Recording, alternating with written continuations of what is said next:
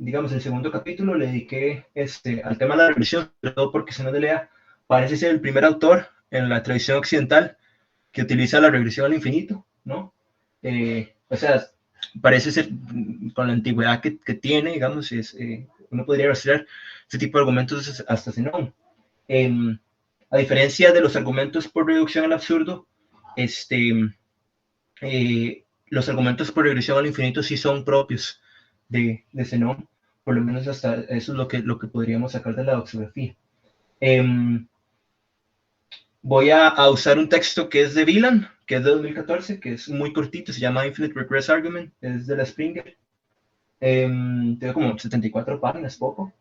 Y yo le puse este nombre, digamos, ARI, ¿verdad? Porque en español es Argumentos por Regresión al Infinito. No porque yo me llamaría. No, no. Justamente una cosa importante de estos argumentos, Wieland dice que normalmente se tiene esta cuestión de que los argumentos por regresión al infinito son argumentos que todos sirven para un mismo fin, ¿no? O sea, es para refutar una tesis, ¿verdad? Parecería ser que si de una tesis se sigue una regresión al infinito o de una teoría se sigue una regresión al infinito, entonces rechazamos la cuestión, ¿no? Eso obviamente es una especie de reduccionismo, ¿no? Y es un error clásico en la historia de la filosofía, pensar que cualquier regresión al infinito tiene que ser rechazada. De hecho, y también otra cosa es que pensar que todos son refutativos, o sea, son destructivos, también es un error. Muchas veces hay argumentos por regresión al infinito que tienen un fin constructivo, ¿verdad? Entre estos, Wieland distingue dos. Los primeros son los que arguyen, digamos, que de una determinada tesis se sigue una paradoja, o sea, una contradicción, y los que arguyen que determinado problema no se resuelve, ¿no? La primera se llama, la primera teoría que trata los argumentos, progresión al infinito, como paradojas, se llama la teoría de la paradoja, y la segunda se llama teoría de la falla, ¿no? Entonces, como aquí dice, digamos, o bien la regresión al infinito se puede dar por una recursión inacabada que involucra una contradicción, o bien la regresión al infinito impide, porque surge como un obstáculo infranqueable, cumplir una condición especial para resolver un problema. Las dos teorías conviven perfectamente, no es como que si yo creo que los argumentos por regresión al infinito son paradojas, no puedo creer lo otro, a menos que si crea que todos son paradojas o todos son falla. Ciertamente, si creemos que algunos son paradojas y algunos son fallas, entonces podríamos convivir con esto. El primer tipo de argumentos por regresión al infinito, los que son por la paradoja, tienen dos fines, digamos, que es que arguir que una proposición universalmente cuantificada es falsa, arguir que una proposición existencialmente cuantificada es falsa. Los segundos tienen dos fines también, arguir que una determinada solución falla en resolver un problema universalmente cuantificado, y los que arguyen que una determinada solución falla en resolver un problema existencialmente cuantificado, ¿verdad?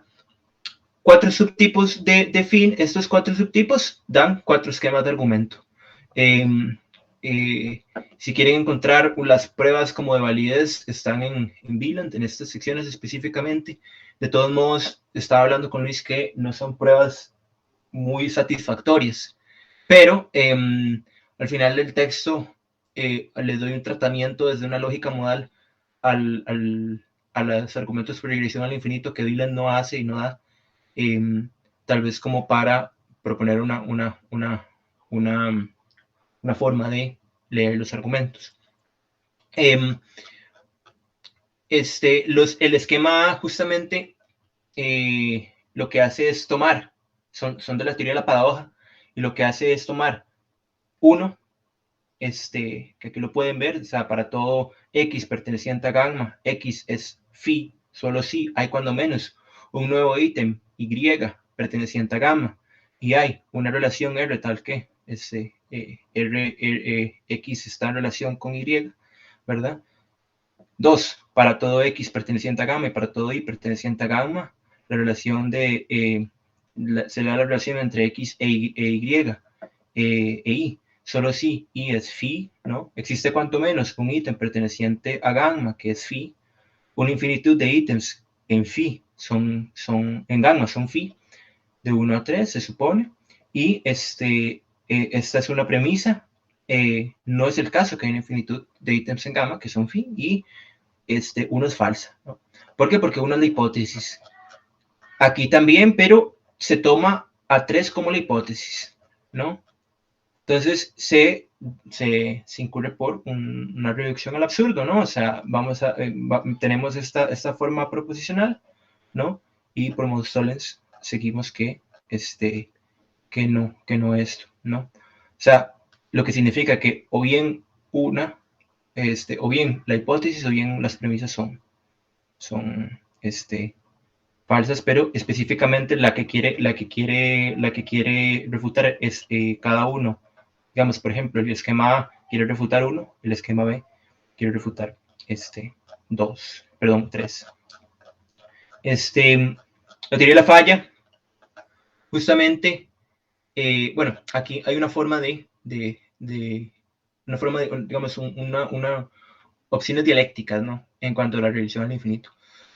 Una cosa que pone Wieland es que esta situación dialéctica, porque justamente hay varias formas que uno tiene de resistir un argumento por regresión al infinito, y es suponiendo, digamos, que están dos sujetos, S1 y S2, y S1 sostiene una tesis alfa que puede tomar la forma de 1 o de 3 en el esquema respectivo, y 2 se asegura de que S1 concede las premisas que no son las hipótesis, o sea, lo que no es hipótesis son premisas, ¿no? Y efectúa las inferencias correspondientes, tal que tiene que rechazar alfa, o sea, aceptar no alfa. Justamente una cosa aquí es, bueno, aquí ya lo van a ver, aquí está el final del párrafo. S1 tiene cuatro opciones, ¿no? Negar que alfa es su tesis, negar que las dos o solo una de las premisas, negar solo las dos o solo una de las premisas que generan la regresión, o negar la regresión, o sea, que la regresión se genera realmente sosteniendo a alfa y las premisas, ¿no? O también negar que la regresión no exista o que es inaceptable, ¿verdad? La 4 se puede hacer con el infinitismo, ¿no? De alguna forma.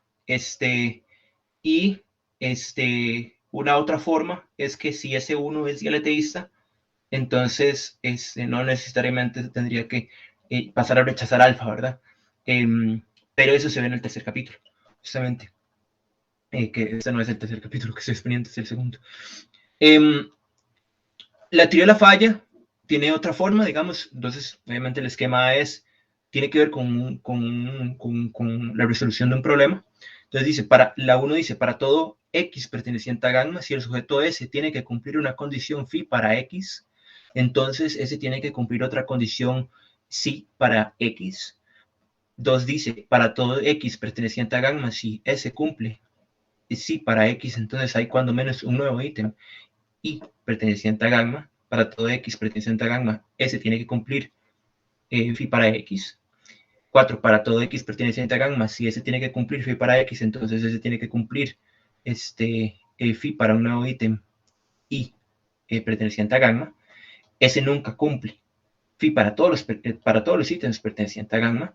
Y 6, si S cumple psi para cualquier ítem en gamma para el que tenga que cumplir phi, entonces S nunca cumplirá phi para todo ítem perteneciente a gamma, de 1 a 5, ¿no? Bueno, esto tiene una forma de argumento muy parecida a la anterior, pero esta no es una reducción al absurdo, sino que más bien es una demostración condicional, ¿no? O sea, la 6 se sigue de 1 a 5, ¿no? Por razonamiento condicional. Esto es diferente. Aquí es que no se cambian las premisas que vamos a tomar, sino más bien, perdón, no se cambia la elección de las premisas, sino que más bien se cambian las mismas premisas, ¿no? Entonces se toma otra hipótesis, ¿verdad? O se toma otras premisas para poner otra conclusión. Una cosa importante aquí es que es 3, ¿no? La diferencia.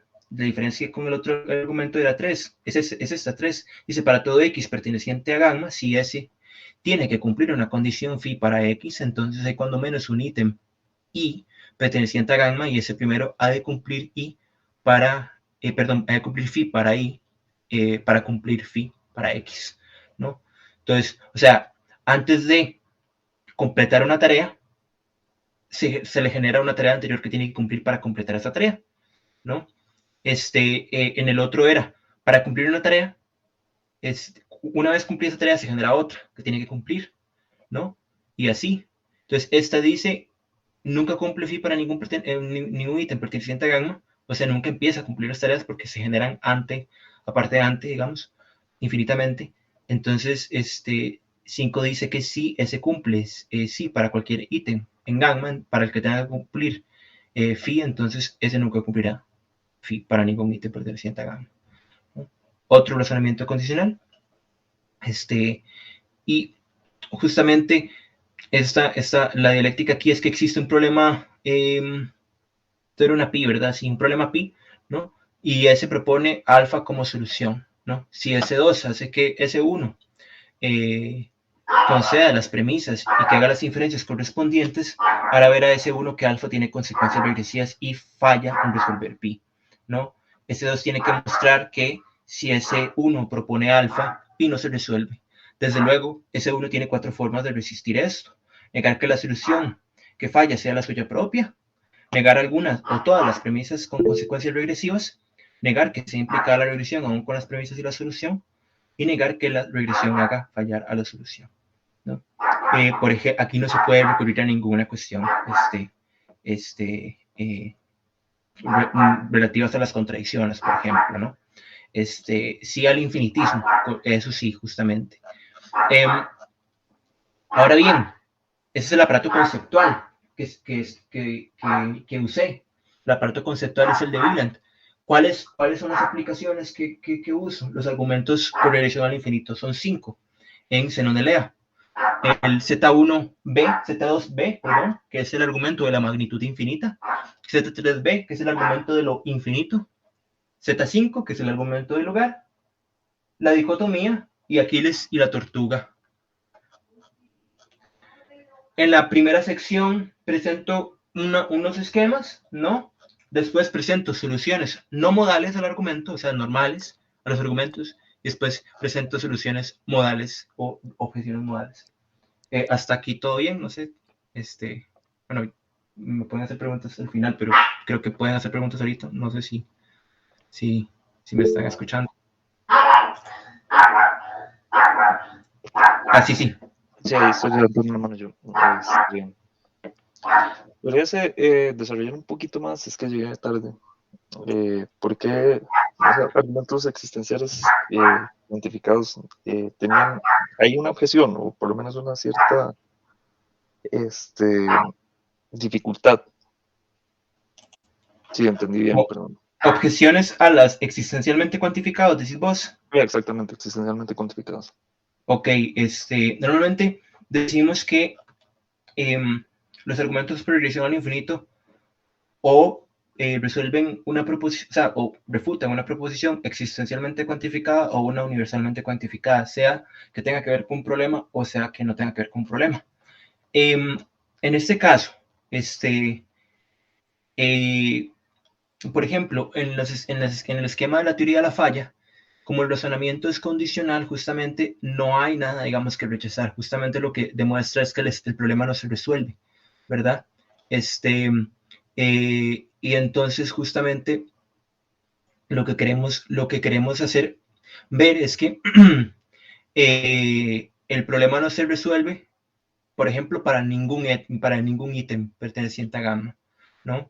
Entonces, eso en cierta medida no es como refutar una proposición existencialmente cuantificada, ¿verdad? Bueno, aquí de hecho sí dice, o sea, digamos, S satisface phi para X, pasa a ser, existe un S que satisface phi para X, ¿no? Y cuando llegamos a que a la negación de esta, ¿no? O sea, por un razonamiento condicional, vemos que no, que efectivamente no existe ningún X para el que S lo satisfaga. satisfaga phi, ¿verdad? ¿No? En el dominio de Gauss. O sea, para todo X no se satisface phi, ¿verdad? Aquí se ve un poco también por consecuente mirable, ¿no? O sea, si de que se satisface, existe cuando menos uno, se sigue que no existe, entonces no existe, ¿verdad? Pero yo no los puse de esta forma, pero usted lo puede ver así, con consecuente mirabilis. A eso me refería más que todo con existencialmente cuantificado. Lo mismo con universalmente cuantificado. O sea, si de la proposición universalmente cuantificada se sigue que la negación, o sea, no para todo, entonces existe cuando menos uno para el que no satisface, ¿no? Phi. Existe cuando menos un X para el que no satisface phi, sí. Entonces, a eso me refería más que todo. Justamente lo vamos a ver más específicamente a qué se refiere Wieland con los estudios de caso, que es ahorita en donde lea, ¿verdad? Entonces, el argumento de la magnitud infinita es justamente, ¿no? Es una instancia especial de la regresión porque es un argumento que tiene las características de la teoría de la paradoja, nada más que no niega la existencia, no niega la existencia de la magnitud infinita, ¿no? Pero es una instancia especial de regresión porque tampoco tiene que ver con un problema, ¿verdad? Se parece más a la teoría de la paradoja que otra cosa. Entonces es un argumento por regresión al infinito, justamente. Dice, para toda magnitud, la magnitud de X es mayor que 0, solo si existe, cuando menos, un Y que es parte de X, ¿no? Ahorita vemos cuáles son los fundamentos de cada una de esas proposiciones. Para todo X e Y es parte de X, solo si la magnitud de Y es mayor que 0, hay cuando menos un X cuya magnitud es mayor que 0, la magnitud de X es infinita.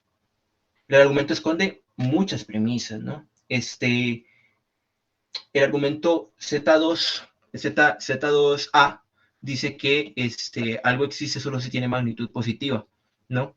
¿Por qué dice esto? Es una cosa que es importante ver. Cuando nosotros hablamos digamos, en este argumento, Zenón lo que quiere decir en el Z2A, lo que quiere decir es que los puntos no existen, o sea, él está rechazando los átomos, ¿no? Y como los puntos no tienen partes, ¿no? No tiene magnitud positivo, entonces no existe, ¿no? Porque dice que es como si se las agregan a otra cosa, no hacen nada, digamos, no hacen suma, no hacen magnitud como tal. A grandes rasgos es lo que nos viene el argumento Z2A, que es el argumento de la magnitud finita, justamente, ¿no? Entonces, el argumento, esta premisa 1 se fundamenta en eso, ¿no? O sea, si algo tiene una magnitud mayor que 0, entonces tiene partes. Eso es todo. Para dos fundamentos es que las partes de algo también existen, ¿no? O sea, tienen magnitud positiva. Diferencia 4 dice que Zenón sostiene tres premisas ocultas con simultaneidad. La magnitud de X es la magnitud de la suma de sus partes. X tiene infinitas partes, o sea, se puede dividir al infinito, que eso se sostiene sobre Z3B, y toda suma infinita de términos positivos resulta en un término infinito, o sea, diverge, ¿no? Está equivocado, obviamente, pero ahorita lo vemos. Ahorita vemos esa cuestión específicamente. Nada más una inquietud, perdón, rápidamente. Es que no me queda del todo claro y cómo se respondería esto de Zenón también. Aunque no tenga partes, el átomo o el punto no tendría igual la categoría de cantidad como la unidad, es numéricamente 1. Porque dice que no. Sí, porque dice que no es cuantificable, que no tiene, no es numéricamente, o sea, no suma nada, entonces por lo tanto no es una magnitud cuantificable. No tiene magnitud como tal. Eso es lo que sostiene Zenón. O sea, si los puntos tienen magnitud, ¿no? O sea, que en este caso sería como muchos doxógrafos creían que él quería refutar una tesis que se llama la unidad punto atomismo, ¿no? O sea, que era la tesis pitagórica, ¿no? y justamente él quería refutar la existencia de puntos, ¿no? Como tal, o sea, como el que los puntos no existen, ¿no? Y si los puntos no existen, a Fortier los átomos no existen. Esa era la tesis de él, ¿no? Justamente. Y sobre eso construir el argumento Z2A y que sirve como una premisa para la primera premisa de la regresión, que es ¿no? Aquí también, digamos, tiene una forma de prueba condicional, entonces, no es una reductio, pero esto es una instancia especial, pero sí, más o menos sostenía eso. Ahorita vemos las objeciones, ¿verdad? También vemos las objeciones y todo al argumento. Es justamente el texto que yo hice, ¿verdad? Bueno, de algunos dice Aristóteles que Zenón es el padre de la dialéctica, yo quise hacer el texto dialéctico, ¿verdad? Como tal, ¿no? Ahorita vemos las objeciones. La instancia de lo infinito dice que para todo x existe, solo si existe cuando menos un y, tal que y está en medio de x, ¿verdad? O sea, que este medio puede significar que es una parte, eso es una cosa muy contenciosa, pero pongámoslo así. Para todo x e y está en medio de x solo si y existe, cuando menos un y existe, una infinidad de cosas existe. Esa instancia es una prueba condicional muy sencilla, ¿verdad? Asumamos 1, 3, se prueba la proporción condicional, ¿verdad? Bueno, aquí la justificación para 1 dicen que es como una justificación geométrica, ¿no? O sea, según la cual entre dos puntos de una recta continua siempre hay uno en el medio. Y otra interpretación física, que es la naturaleza es un plenum, ¿no? Una se puede basar en la otra, ¿no? Y aquí hay algunos ejemplos que piensan que Zenón es adversario del pitagorismo, ¿no? O sea, que refuta la interpretación geométrica, ¿no? Perdón, que se sostiene sobre la interpretación geométrica y que la discute como tal, ¿no? Steiner, Raven y Kirk, ¿no? Entonces justifica porque la parte de algo que existe también existe, ¿no? Aquí está esto. El argumento siguiente es la teoría de la paradoja, ¿no? Aquí discuto dos cosas que en la doxografía no parece tan explícito, que parece que o bien tiene la instancia del esquema B de la teoría de la paradoja, o bien tiene la instancia del esquema A, ¿no? Yo para no,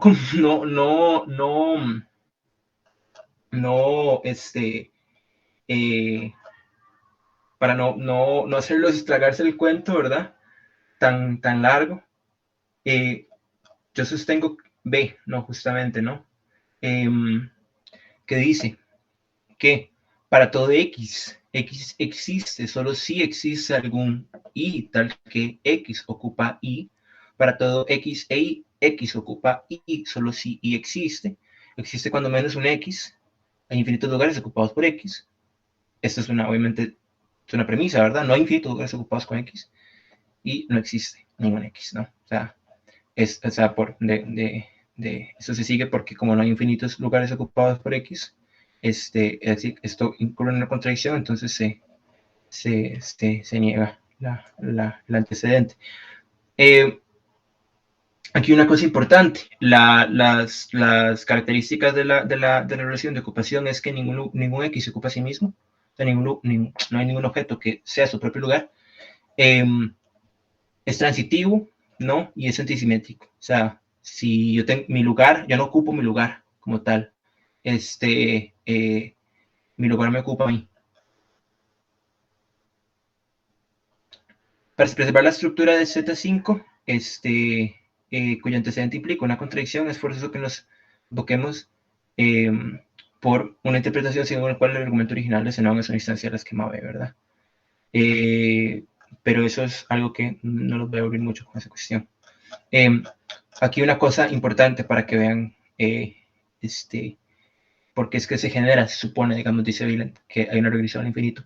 Porque si A existe, ocupa B, ¿verdad? Y como B existe, ¿no? Porque los lugares existen, B existe, entonces B ocupa C, C existe, C ocupa D, etcétera, hasta el infinito, ¿no?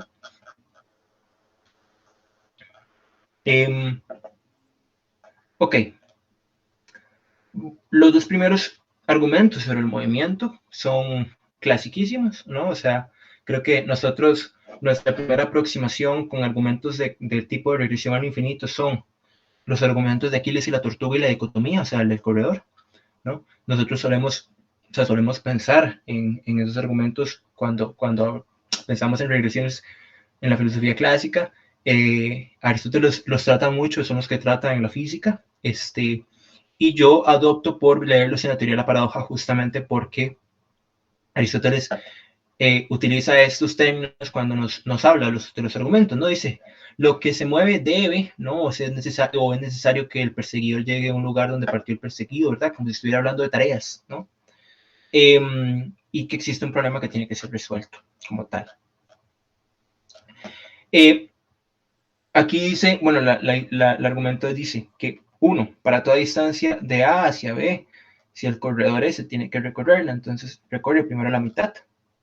Para toda distancia A hacia B, si el corredor S recorre primero la mitad, entonces hay siempre una nueva distancia.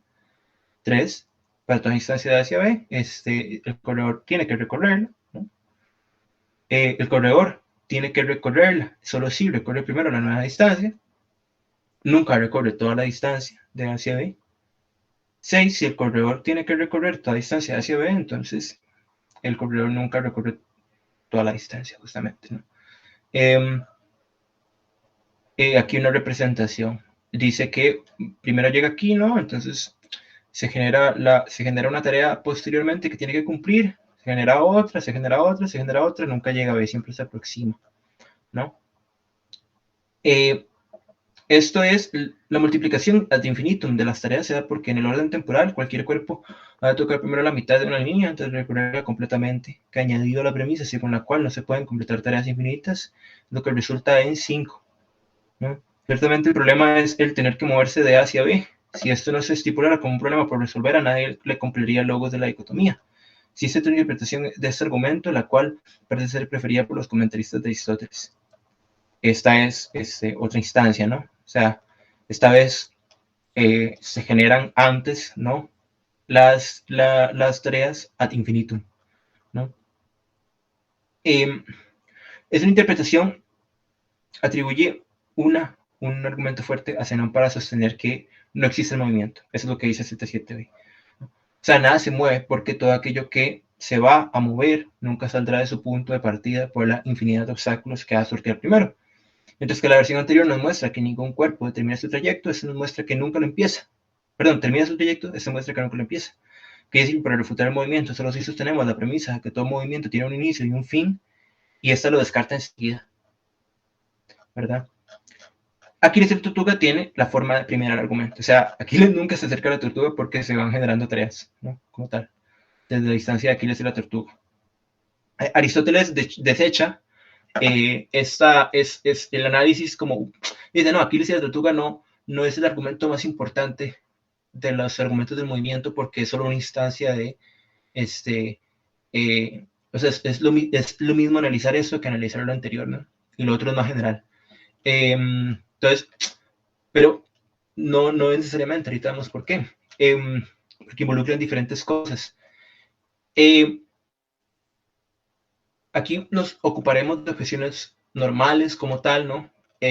Esta sección es un poquito larga, entonces no voy a estar mucho, digamos, voy a mencionar nada más algunos, ¿no? Justamente, esa es una instancia especial de la regresión porque obviamente no tiene todas las características de la teoría de la paradoja, ni tampoco tiene que ver con problemas, ¿no?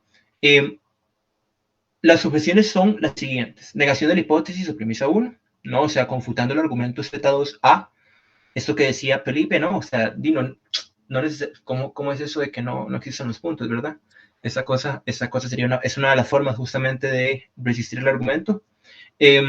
2 es una negación de que existe una magnitud infinita para cada cosa, o que las cosas sean infinitas en número, lo que daría paso a la negación de la hipótesis por vía pagógica, y vamos a examinar a continuación cada una, ¿no? Contra la proposición 1, el atomismo es obviamente la respuesta, ¿no? Sea que existen uno múltiples átomos, lo cierto es que hay entes indivisibles, ¿no? Y sin partes. Y Z2 dice que algo tiene magnitud solo si tiene partes. como los átomos no tienen partes, entonces no tienen magnitud positiva. ¿Quién es? Ah. El problema es que algo no tiene magnitud. Algo que no tiene magnitud no afecta a su suma con otra cosa, lo cual implica que no exista, o eso quiere inferirse no. Los átomos no existen, ¿verdad? O sea, todo tiene partes. Pero es muy difícil pensar que algo no teniendo partes tenga magnitud. Bastante sencillo es pensar en cómo puede afectar un átomo al ser sumado con otra cosa, ¿verdad? Lo sumamos a otro átomo y en tal caso el compuesto constaría de partes. Una respuesta de esta índole tiene el espíritu del atomismo antiguo. Otra respuesta a este argumento es que no es el que si algo afecta a la suma de las magnitudes no existe, ya que, por ejemplo, si se agrega una sombra a una pared, no podemos decir que la sombra no exista, ¿no? De manera que hay cosas que existen y no afectan a la suma de magnitudes, ¿no? Sí, pero, perdón, ¿puedo interrumpir ahí? Es que no sé por qué me provoca mucho ruido eso, o más bien me saca, digamos, de lo que yo normalmente pienso, creo, tengo intuiciones sobre eso. Que algo que no tiene partes, no tiene magnitud, está destruyendo, para mí, el concepto de unidad y de multiplicidad, porque entonces cuando tiene partes, sí tiene magnitud, sí tiene partes, pero las partes entonces de qué se componen al final. Te puede hacer un regreso al infinito Sí. y todo lo que todo tendría partes y esas partes siempre podríamos encontrarle unas partes y siempre habría partes y entonces cómo se constituye el concepto de unidad, entonces en qué momento, y negar que algo que no tiene partes, no tiene magnitud, sería negar que podríamos cuantificar entonces, digamos, no habría principio de identidad tampoco. Lo pienso así. Si yo El quiero, por problema de lo uno y ejemplo, lo múltiple, el problema de lo uno y lo múltiple, perdón que te interrumpa, Felipe, es algo que no trata en ajá, este sí, capítulo, sí, sino en el tercer capítulo. Entonces, ujú. o sea, no quisiera, Podríamos dejar esa discusión para después, ok, no quisiera adelantarte la cuestión porque sí es algo que, o sea, no es algo como me que, parece, no es algo que dejo, digamos, o sea, obviamente aquí lo sí, dejo porque este capítulo es sobre regresiones al infinito, ¿verdad? sí, ok, Lo ok, dejé para, ya, digamos, de hecho, hace unos días terminé de redactar esa cuestión, ¿no? Como con respecto ujú. a, porque el argumento Z4, que es sobre lo uno y lo múltiple, trata justamente de ese problema, ¿ves? Sí, ¿No? ok, ok, no, Entonces, entonces tal vez ahí se puede resolver lo que estoy pensando, ajá, ajá. porque, No, justamente, yo te puedo adelantar una cosa. ujú, No hay ningún problema en pensar, digamos, este, que sea una regresión al infinito si nosotros somos como infinitistas, ¿no? O sea, decimos, no, o sea, existe un ujú, continuum sí, y punto, solo existe un continuum, o sea, no hay, eso es lo que quiere establecer el argumento Z3B, ¿no? O sea, sí, ese pero, argumento Z3B ajá, es un argumento contra, por ejemplo, ujú, el atomismo, pero ya puramente tal, ¿no? O sea, ujú, no existe el vacío, las cosas, si dos cosas son contiguas, son la misma cosa, ¿no? ujú, Y eso es lo que quiere establecerse, ¿no? Pero la discusión ya más profunda, yo no te la voy a decir ahorita porque no es este el sí, capítulo está bien, no, está bien, está bien. ¿verdad? Nada más Eh, me queda la última inquietud. uh-huh. En lo positivo podemos distinguir dos cosas, aunque sean completamente idénticas, si es que eso fuera posible por la unidad, porque son numéricamente distintas. Y entonces, a mí me parece que esa categoría no se puede eliminar si queremos hablar de algo que no sea analítico, sino que tenga existencia. Eso es todo. Hasta ahí lo voy a dejar porque, O sea, sí. para que algo exista tiene que ser uno. Y para el principio de identidad, porque ¿cómo distinguimos Uh-huh. una cosa de otra? Que no Aristóteles piensa eso, sí, justamente. Sí, estoy de acuerdo que esa cosa entra en la discusión, justamente, ¿no? O okay. sea, ser involucra ser uno, sí, sí, es verdad, es verdad. Pero como es que, como te digo, eso mejor Dejémoslo cuando para el capítulo 3. dejémoslo para Sí, el capítulo 3 cuando puedan, se los expongo, ¿verdad? Em, Nada más una cosa, aquí es justamente, yo para esa cosa utilizo o sea, yo utilizo la resolución de un poco de problemas ahí, digamos, que vienen después de eso y que también están en Zenón. Entonces, y sobre todo, ¿cómo es que uno podría sostener que algo tiene infinitas partes y aún así es uno, ¿no? También, porque hay formas de hacerlo. Eh, ¿Verdad? O sea, creo que De hecho, recuerdo que Priest menciona en One que o sea, no hay ningún problema con eso porque si usamos teoría de conjuntos como que no están bien fundadas, o sea, es bastante, o sea, bastante posible, ¿no? Pero voy a seguir. El respaldo de Z3B es que no existen, no existe el vacío, ¿no? Dos cosas contiguas son la misma cosa, punto.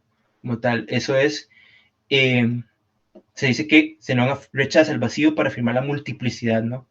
Aquí esta es otra esto se acuerda de Simplicio, otra de las razones para rechazar que Zenón y Parménides tenían una simpatía. No hay nada absurdo en afirmar que existe una multiplicidad de cosas infinitas en número, y la premisa 1 parece la objeción del atomismo también, ¿no? O sea, la premisa 1 de que, o sea, existen cosas divisibles ad infinitum, ¿no? Como los objetos no resultan tener infinitas partes, o sea, cada una de las cuales tiene partes, y por ello la magnitud positiva, no se generan regresiones, ¿no? Pero aún negando el atomismo, podemos negar la regresión. O sea, no hace falta que nosotros seamos atomistas para estar en contra de ese no, ¿no? La respuesta aritmética es célebre a este respecto y se repite más adelante. Zenón creía que toda suma infinita de términos positivos daba un resultado infinito, ¿no? Y creía que la suma de todas las particiones del objeto, ¿verdad? O sea, a medio o un cuarto, quedando la sumatoria, ¿verdad? De n igual a 1 hasta infinito, de 1 partido entre 2 a la n, resulta en infinito, lo cual es falso, ¿verdad? O sea, esta sumatoria converge a 1, ¿no? Se no creía que convergía, que divergía, digamos, como tal. Estaba equivocado. Entonces, eso significa que si converge a 1, entonces la suma infinita de las magnitudes positivas de las partes del objeto es igual a su magnitud total, ¿no? Y ya. Es una cosa que, o sea, la respuesta aritmética, más bien como de análisis o de la sumatoria, es bastante famosa, ¿verdad? Aunque no recuerdo quién fue el primero que la hizo, pero bueno. Aquí en Z3B, bueno, perdón, en Z2B, para transformarlo en una objeción, justamente, podemos agregarle esta premisa, ¿no? Y transformarlo en una instancia del esquema, ¿no? Convertirla en un reductio ad absurdum y negar o bien una o bien negar tres, Y eso justamente revela diferentes resultados, ¿no? Las objeciones a Z5 son muy comunes. Bueno, aquí Simplicio, aquí donde lo saco de Simplicio justamente. Y son nada más como cuestionar la relación de ocupación, ¿no? Y que si algo existe, tiene lugar, ¿verdad? Obviamente decimos, no, si algo existe, tiene lugar. Es fácil de refutar porque los números existen, por ejemplo, ¿no? ¿Y dónde están? ¿No? Entonces, también, o sea, si uno es platónico, ¿no? Realista, entonces puede refutar Z5 de una forma muy sencilla. O bien si uno cree, por ejemplo, que la relación de ocupación es reflexiva, ¿verdad? Y simétrica. O sea, los lugares se pueden ocupar a sí mismos, ¿no? O sea, y también digamos, los espacios se ocupan a sí mismos y también a las demás cosas. Entonces, ahí estaría la cuestión. De hecho, aquí una cosa, Newton dice esto, ¿no? Esto tenía que poner la cita aquí bien. Pero los tiempos y los espacios son, por así decir, los lugares de tanto de sí mismos como de las demás cosas, ¿no? Es una forma fácil. Aquí vemos como formas de resistir, ¿no? Instancias de la resistencia a las regresiones. Ok.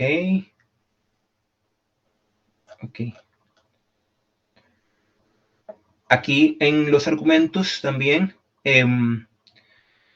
los argumentos también, digamos, sea tanto del esquema A o del esquema B, ¿no? Presuponen que la suma infinita de términos positivos da infinito, ¿no? Entonces creen que la distancia entre A y B es infinita porque se parte en primero a la mitad, en un cuarto, y eso es falso justamente, ¿no?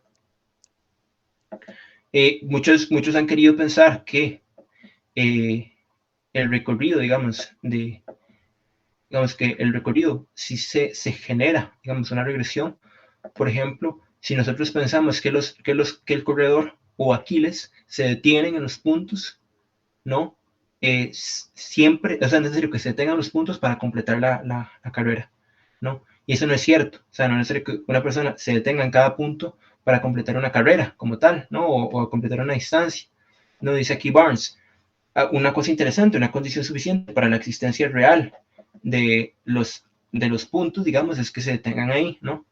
O sea, para Aristóteles, tocarlos es como hacerlos reales, ¿no? Y lo que permite que se haga de forma continuada es que se dejan los puntos en una potencialidad, ¿no? O sea, se dejan ahí potenciales, no se realizan, como tal, no se hacen verdaderos. ¿Alguien se salió? No, No, eso tiene una yo te pregunta. quería preguntar una cosa. Sí, sí. No sé si ya hablaste de esto, se me perdí algo, pero trata esta cosa aquí del infinito desde el punto de vista de las series divergentes y convergentes. No. O No, sea, pues, se enfrenta también así, ¿no? Este tipo de paradoja, ¿verdad? A ver, que cuando confunden entre series divergentes y series convergentes, ¿no? no, Porque él en no este sabe la caso, diferencia, ¿no? Probablemente no conoce la diferencia entre las series. no, en este caso, digamos, yo no me metí como en la discusión matemática, cuando una serie diverge, cuando una serie converge, nada más porque no siempre es relevante, digamos, para refutar los argumentos, justamente porque, digamos, la única serie que trata Zenón, que utiliza para los argumentos que tiene progresión al infinito, o sea, la única serie que está presente en algunos de esos argumentos es la serie es esa serie que aparece aquí, ¿no? Una La serie serie convergente. la serie que es converge a uno, ajá, esa es la Sí. única. Entonces, no es tanto, digamos, no en todos los argumentos por regresión al infinito está involucrada la serie de matemáticas, ¿verdad? O sea, en algunos, muchos tienen la forma de este argumento de Zenón, ¿no? O sea, primero se tiene que hacer la mitad de la cosa y antes de eso la mitad de esa mitad, etcétera, ¿no? Y entonces ahí uno puede hablar de esa serie en específico, de esa serie en específico, ¿no? De 1 hasta el infinito, donde, bueno, de n igual a 1 hasta el infinito, de 1 partido por 2 a la n. Esa es la serie que habla Zenón, pero una reflexión sobre los argumentos del infinito no necesariamente tienen que ver con series, a menos que el argumento involucre una serie matemática, digamos, de esa clase, una serie al infinito, ¿verdad? Que no en todos los casos, como tal, ¿no? Sino que más bien tienen las formas, en la teoría de la falla, es más probable que se dé esta serie, pero, por ejemplo, en la teoría de la paradoja, no necesariamente, a veces simplemente es una recursión y ya, ¿verdad? O sea, tenemos un elemento, se genera otro, se genera otro, se genera otro, ¿verdad? Y eso. Pero sí, en este caso, una de las formas de decir Zenón está equivocado es que la serie no diverge, ¿no? O sea, esta serie específica que usa Zenón, que es muy identificable, no diverge. Y él creía eso, justamente, ¿no? O sea, No es que no diverge, converge. O sea, por el contrario. sí, converge a uno. O sea, Que uno è una quantità finita, o sea, va un poco creo contra un poco a su principio, pero va bien, no es que sea exactamente la demostración en un error de tipo lógico, pero adentro de su razonamiento me parece que la convergencia al valor finito sea un poco, puede ser problemática, decimos, por ese tipo de argumentación.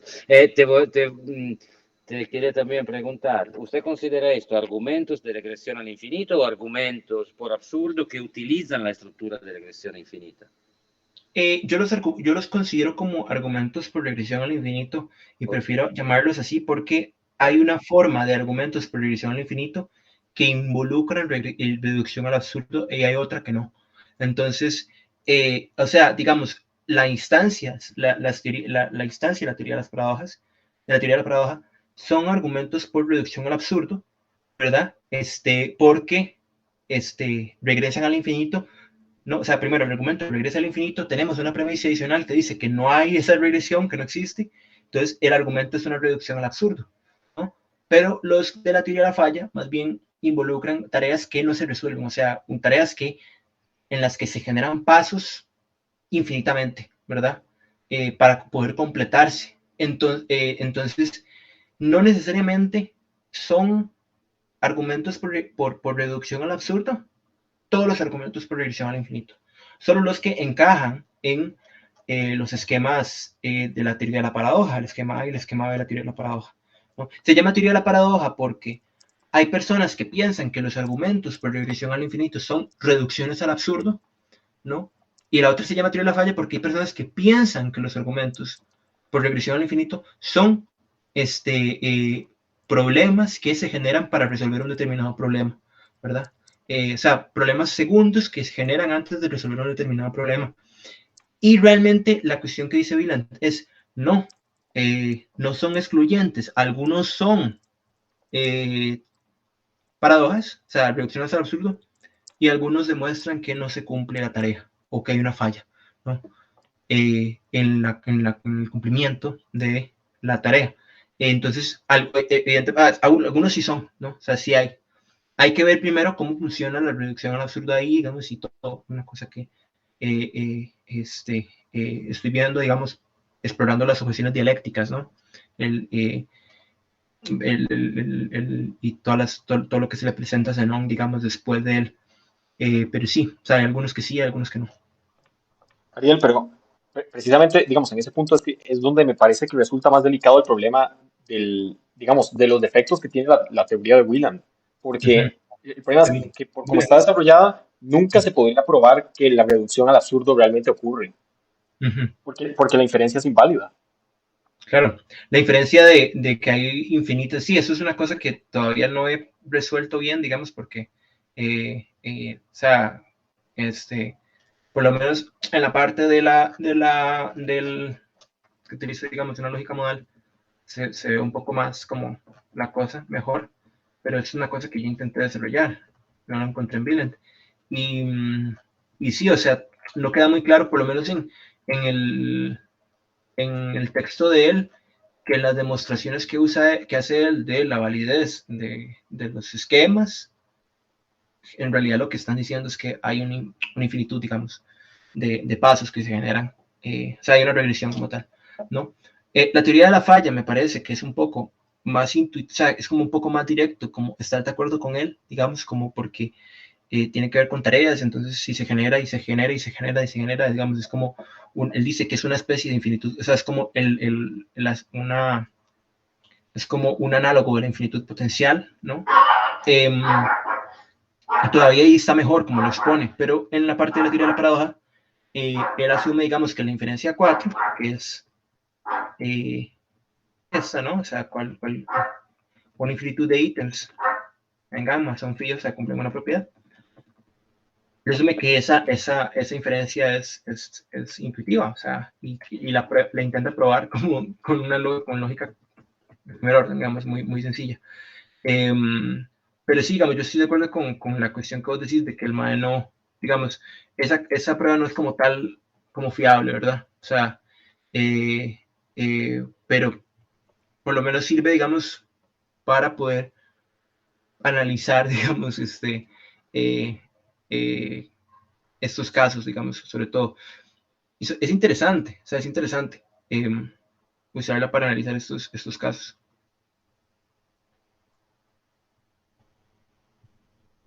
Pero bueno, no sé si tienen más preguntas.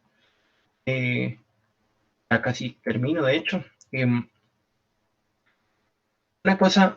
Una objeción que es específicamente, vamos a ver aquí. Bueno, sí, dice. El objetor defiende que la regresión no implica una falla, ¿no? Supongamos que llegar a B significa que el corredor recorrió los puntos entre A y B primero, ¿no? Este conjunto es el conjunto exhaustivamente compuesto de los puntos desde A hasta el último punto antes de B. el conjunto es infinito, ¿verdad? Porque suponemos verdadera la regresión, digamos, como, o sea, que hay infinitos puntos, ¿no? O sea, como algunos dicen que Zenón es, o sea, podemos hacer una interpretación de él de tal forma de que, por ejemplo, que haya infinitos puntos entre A y B, se basa en Z tras B, ¿no? Para que el corredor complete el recorrido deberá o bien estar en B o estar más allá de B, ¿verdad? O estar en un punto cerca de B, C entre A y B, ¿no? O sea, no lo primero porque B no forma parte del conjunto del recorrido, sino que B solo es el resultado de haber pasado por todos los puntos de A a B, ¿no? No lo segundo porque un punto más allá del segmento tampoco es parte del conjunto. No lo tercero porque entre C y B habrá infinitos puntos debido a la regresión. Como sea, no se completa el recorrido, ¿verdad? Esto podemos responder que puede haber un tiempo en que el corredor completa el recorrido, simplemente tal compresión ha de carecer de un último instante. O sea, supongamos que T, el punto exacto, supongamos el punto exacto en que se da el cambio de phi a no phi, ¿verdad? En un punto anterior, T' es el caso que no phi, en uno posterior T', ¿no? Es el caso en el que phi, ¿no? De manera que T es el primer punto en que phi y el último punto en que no phi, o sea, el punto en el que phi no phi, supongamos que esta contradicción es falsa. Entonces, o bien T es el primer punto en que phi, o es el último punto en que no phi, pero no ambos. Y un pequeño argumento en favor de esto. Sumamos T, el último punto, en el que es el caso que no phi, y sumamos que existe un primer punto T', en el que es el caso que phi, siendo T' posterior a T. Por la regresión hay infinitos puntos entre T y T', en los que o es el caso en que phi o en que no phi. En T sub 1 no es el caso que phi, porque es posterior a T.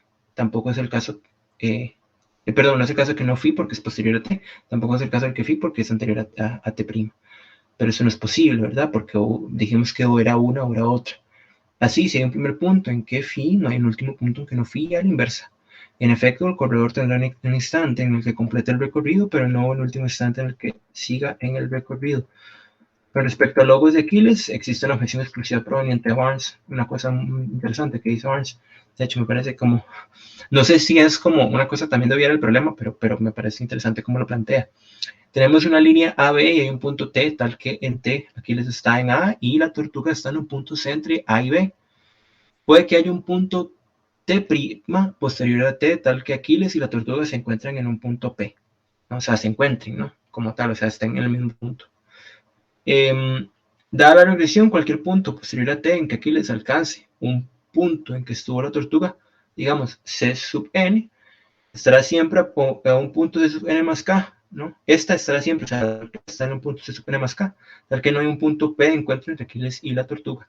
Estos puntos son tal que para todo n, ¿verdad? No, C sub n no es igual a C sub n más k, ¿no?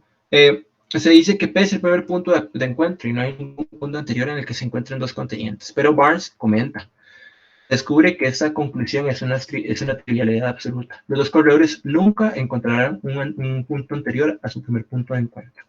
Del hecho de que no se encuentren antes de encontrarse, apenas podemos inferir que nunca se encuentren, ¿no? O sea, apenas, como tal. Y dice, bueno, esto es un argumento es un poco como también un poco gracioso, ¿verdad? Porque es como, dice, no, o sea, que está queriendo decir, no, que no se encuentran antes de encontrarse por primera vez, ¿verdad? Pero, igual uno podría responder a Barnes. Aquí se usar una lógica modal, que es la lógica modal S2.4.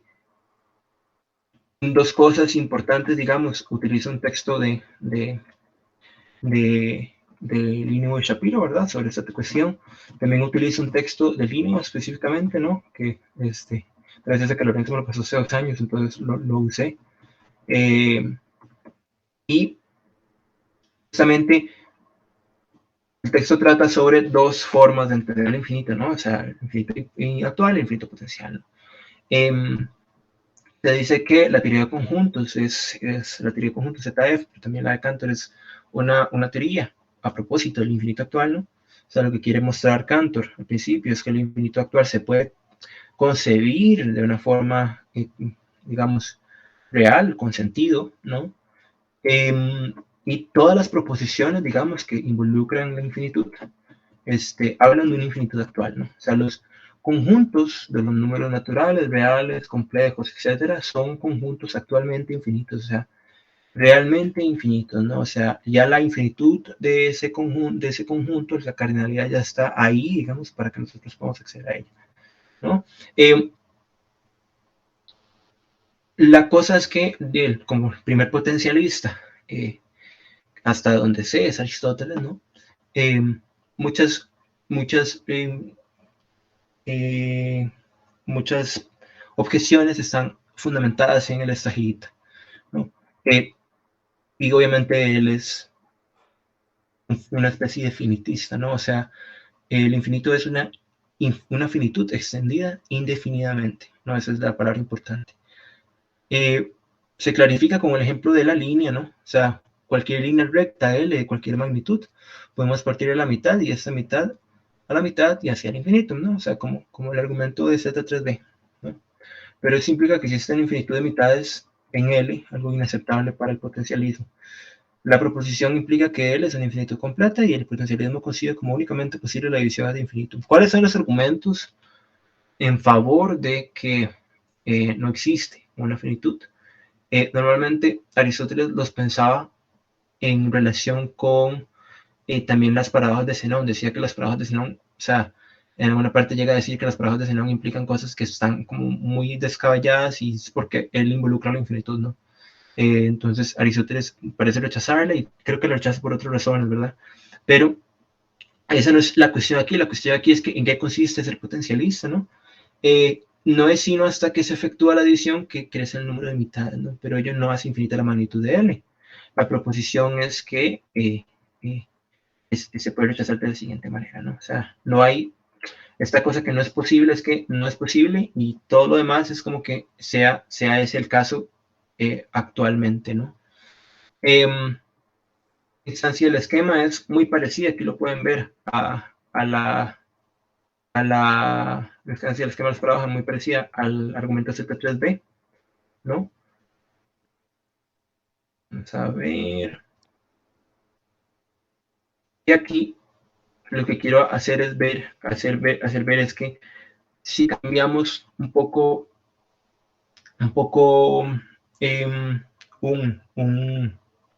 digamos, algunas premisas o les ponemos operadores modales y todo, se pueden leer de diferente forma, ¿no? En los argumentos. Entonces,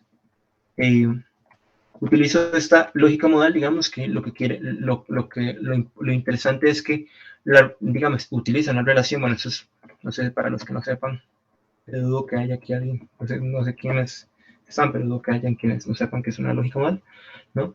Pero aquí está, ¿no? O sea, tiene un marco interactivo tal, con W, el conjunto de los mundos posibles, R es la relación sobre ese conjunto y no es evaluaciones, ¿no? Evaluaciones que son una función desde las fórmulas del sistema hasta el conjunto de valores de verdad. Y listo. Y la relación es una relación entre los elementos de el conjunto W.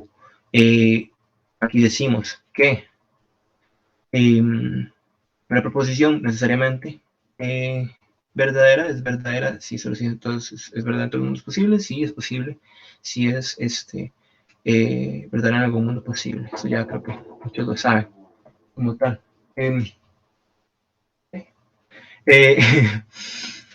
La cosa importante aquí es que se cumple esa condición que está aquí arriba, ¿verdad? La relación, si hay una relación entre dos mundos posibles, entonces W digamos, el dominio de W es un subconjunto del dominio de V, ¿verdad? O sea, la función delta es una función que asigna un dominio a cada mundo, ¿verdad? Y tenemos que si es accesible, V, desde W, entonces el dominio de este es un subconjunto de aquel, ¿verdad? La relación entonces se cambia por ¿no? El igual, ¿no? El menor que o igual, ¿no? O el mayor que, digamos, si está si tenemos un mundo, o sea, si lo ponemos al revés, igual no importa. La cuestión es que establezcamos que uno tiene un dominio mayor igual que el otro, ¿no? La relación de accesibilidad tiene que poner eso. Aquí están las condiciones, ¿no? Relación es reflexiva, es antisimétrica, es transitiva y es convergente, ¿no? Aquí veamos aquí una instancia de la cuestión. W es el conjunto de los estadios de la regresión, ¿no? Y para W, R es reflexiva, antisimétrica y transitiva. También permite que haya una convergencia de estados. Es saber, en W sub 0 tenemos la magnitud de L, en W sub 1 se dividió la magnitud de la mitad, en W sub 2 esa mitad se dividió a la mitad, etc. De tal manera que en W sub 2 L se encontraba dividida a la mitad y en W sub 3 esa mitad se encontraba dividida a la mitad, porque la magnitud original L se encuentra dividida en N mitades en un estadio W', tal que W' es accesible desde W y este es accesible de todo el estadio de la división que sea accesible del primero. Dicho de otro modo, en W sub 0 tenemos L, ¿no? Esto lo pongo como para describir el estadio digamos, para describir el estadio, no tanto como la magnitud de aquí. Me decía Luis que es que no, es que uno no puede ser mayor igual que otro, pero es que eso es como la relación de accesibilidad, ¿no? Entonces, tal vez se leía la parte cuando hice el texto y se lo mandé, se leía así, pero esto es describiendo, digamos, el mundo posible, ¿no? Una descripción del mundo posible, lo puse entre estas corchetes. La descripción de 0 es L, la descripción de 1 es L partido entre 2, ¿no? Entonces, donde este es accesible desde el anterior, aquí tenemos 2 porque se acumulan, aquí vamos a ver por qué se acumulan, ¿no? Entonces, esto es accesible desde 0, también desde 1. Aquí tenemos que está partida entre 8, ¿no? Entonces es accesible desde tal, desde ¿cómo se llama? Desde este, ¿no? Y aquí vemos la condición de convergencia, ¿no? O sea, y esto es más que todo porque en esta lógica las proposiciones son estables, o sea, se van acumulando como tal. Es una cosa muy, muy extraña cómo uno puede entender esto, pero lo quise hacer así también como para poder describir la acumulación propia de una regresión al infinito. La fórmula conversa de Barkan es válida en esta lógica, que es la S4.2, y esta proposición también es válida, ¿no? Aquí está la explicación, pero no hace falta. Ok, aquí podemos ver. Digamos, en ese ejemplo que ponías, los mundos representarían distancias de la recta, ¿no? No, representan digamos, estadios de la regresión. pero digamos, lo que estaba pensando es que en W sub 0 tenemos la recta completa y en W sub 1 tenemos la mitad de la recta y en W sub 2 tenemos la mitad de la recta. Entonces, digamos, creo que el dominio va decreciendo, más bien, no se va incrementando. En este caso en particular, ¿verdad? En otros tipos de relación de accesibilidad, sí, o sea, en tipos usuales, más bien sí se va incrementando. Pero creo que en este caso va disminuyendo. Claro, yo lo pensaba, digamos, como que va incrementando justamente porque a veces tendría que trabajarse mejor, ¿verdad? Pero porque en las religiones del infinito está mucha esta cuestión de que digamos, el dominio se va acumulando, ¿no? Como tal. Entonces, pero, ojo, digamos. Tal vez en este ejemplo es un poco tramposo, ¿verdad? Porque no presupondría, digamos, una acumulación como tan así, digamos, tan real, porque es como, o sea, tiene que ver con una magnitud física, digamos, que estamos dividiendo matemáticamente. Es una magnitud matemática como tal, pero por ejemplo, si estamos hablando de los lugares, ¿no? Se expresa mejor, tal vez hubiera puesto ese ejemplo, pero por ejemplo, en la cuestión de los lugares, sí hay una cosa como acumulativa, ¿verdad? Pero, digamos, hay que tener cuidado con algo, ¿verdad? Por ejemplo, una sucesión numérica no es lo mismo que una serie numérica, ¿verdad? Entonces, lo que no tengo claro es que me parece que la forma en que está definida la regresión ahí corresponde a la sucesión, no a la serie. Y la sucesión no es acumulativa, es decreciente, ¿verdad? La serie sí es acumulativa. Ujú, O ujú. sea, digamos, en la sucesión, por ejemplo, si usted tiene una sucesión numérica, ¿verdad? Que es simplemente una colección ordenada de objetos, ¿verdad? Como por ejemplo, en este caso, digamos, podemos ver igual con la sucesión, bueno, que creo que sería esta misma, ¿no? O sea, la sucesión presente en el problema de Aquiles y la tortuga. Cada punto, digamos, cada n adicional en la sucesión es inferior, digamos, es menor que el anterior. ¿Ok? Claro. Entonces, cada punto en la sucesión, o sea, la sucesión es decreciente, cada punto es menor que el anterior. Pero la serie sí es creciente, Claro. porque la serie es una sumatoria, ¿verdad? La serie, en la serie le vas agregando a cada n, digamos, más bien a cada punto le vas agregando el siguiente y así y demás, ¿verdad? Ujú. No me Sí, queda yo claro cuál es. tal vez Ajá. quise expresar esto no como una asociación, sino como que ahí está, digamos, como que se va metiendo la cuestión, digamos, como si esto, o sea, como tal vez como expresando el Estado, como que se va ahí metiendo la cosa, ¿no? O sea, Es que lo que por me, eso es que le intenté poner, digamos, por eso es que lo intenté poner de esta forma, uy, como tal, digamos, no sé si está bien expresado, pero creo que esta cosa tal vez se expresaría de alguna forma en la sumatoria, digamos, no sé si habría otra forma de expresarlo, pero lo que creo que no es la sumatoria. Es que por eso, en la sumatoria, por ejemplo, cuando n es igual cuando n es igual a 1, entonces ahí tendríamos, por ejemplo, que sería el valor de la sumatoria, o sea, la sumatoria del valor en ambos, digamos, en 0 y en 1, ¿verdad? Entonces sería, en ese caso, 1 más un medio, ¿verdad? uh-huh, Pero en la sucesión no, digamos, sí, o sea, el tema es si se acumula o no, digamos, por ejemplo, en W sub 1 no parece que tengamos L más L medios, parece que solo tenemos L medios, ¿verdad? Entonces, uh-huh. por eso parece como que Sí, representa más la sucesión. debería haber puesto L y L medios. Ajá, Sí, exacto. Así sí sí, representa no, la serie. esto fue un error mío porque justamente aquí puse la cuestión y no puse en W1. Pero digamos, como mi intención es como que, de hecho, por eso lo puse entre corchetes, ¿verdad? Como que, ok, no es tanto un par ordenado, ¿verdad? O tal, sino o sea, en este conjunto están estas dos cosas, ¿no? O sea, tal vez, no sé cómo expresar una relación como de acumulación ahí, pero Ujú. justamente, por ejemplo, si vos lo ves en los lugares, está ahí, ¿no? Está el lugar, está el objeto, ¿no? Entonces, el lugar del objeto, ¿no? Está el objeto, el lugar del objeto, y el lugar de ese lugar es el objeto, el lugar del objeto es el lugar del lugar, ¿verdad? Y obviamente entre ellos mantienen una relación, ojo, porque eso está expresado en los argumentos como tal, o sea, en las proposiciones, cómo están, o sea, cómo sostienen esa relación, y ahí sí se ve que es acumulativo, ¿no? O sea, digamos, las proposiciones, o sea, a ver, esa semántica es como para expresar como la relación entre los mundos, pero las proposiciones son las que tal vez podrían expresar mejor eh, la cuestión, ¿verdad? O sea, digamos que hay una relación entre los objetos, ¿no? Y acá, obviamente, digamos, obviamente, cada regresión tiene su propio, o sea, tiene como su dominio exclusivo y su aplicación de los mundos exclusivo, digamos, como tal, ¿no? Entonces, en cada regresión, dependiendo del argumento, se sostienen determinadas relaciones dependiendo de las proposiciones, ¿no? Y así, yo creo que expresado así, pues, puede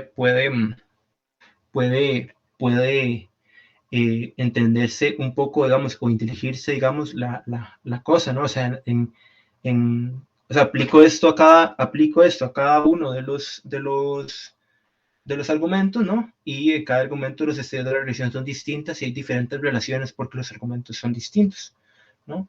En el argumento de lugar, como te digo, o sea, sí es un poco más obvio que hay una acumulación, ¿no? Porque las proposiciones dicen eso justamente, ¿no? Entonces, no sé, digamos, es que justamente porque las proposiciones dicen eso, o sea, las proposiciones ya expresan la relación entre las cosas de tal forma que, o sea, en W sub 1 hay tal, en W sub 2 hay tal, pero justamente la relación que hay entre las cosas, digamos, es lo que permite que hablamos de la acumulación, porque los argumentos, o sea, obviamente, no es solo el modelo, digamos, que estamos hablando del modelo y el modelo ya, o sea, obviamente creo que, o sea, el modelo no por sí solo podría expresar, sino que más bien es esta proposición que está aquí, ¿no?